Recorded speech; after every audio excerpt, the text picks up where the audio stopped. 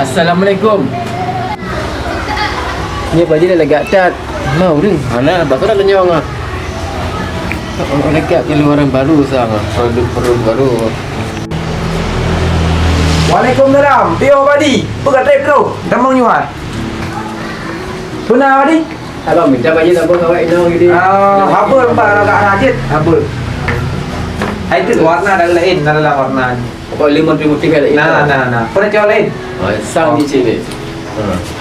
Nyompak Badi yo, kalau agak motif tinggal. Nyo tinggal pilih warna aja. Ini memang motif terbaru ya. Terbaru uji kan di benda tiga damang bang.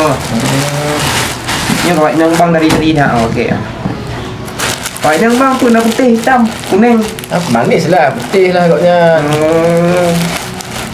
Ya, cek itu. Sebenarnya film produk baru lagi nyo. TikTok tak sang gitu. Sang gaji yang nyo dah ambil dia. Tio mantap. Oh, dia nak cuma dah kembali hilang juga. Padu peng apa ni? Nyo harga aja 65 bang. 65. Anak kau cut. Tukang morbel ni bang. Di 60 nama baik. 60 bel. Pokoknya itu minyak napai warna tu bang balik dah.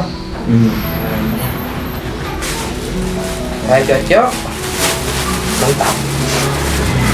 Terima kasih dia. Enggak sama-sama aja ada apa?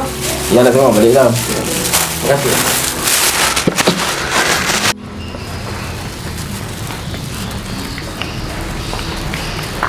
Man bang jangan tahu ah. Sang audit tu mana tu? Menghadap abah lain. Tak jita. Dengan lain tu. Ha, tapi lah abang terima kasih pun. Baik tua balik ni tengok. Oh ada inot pi lagak je dia barang je lagak. Baik tua balik lah bang. Barang lagak, bahan berkualitas. Man tanya cik yang agak bang dah puas ah. Ambil biasa lah cik dia yang 5 orang. Pokoknya keluaran dia sebulan 3 orang. Kan tergantung model ni bang. Kemudian lagi, patutnya dah semakin lama dia semakin gampang je lagi kan. Tengok yang agak puas juga kan. Yang model-model lucu. Nanti abang ajar ah. Baik tua balik-balik lah bang. Ya deh.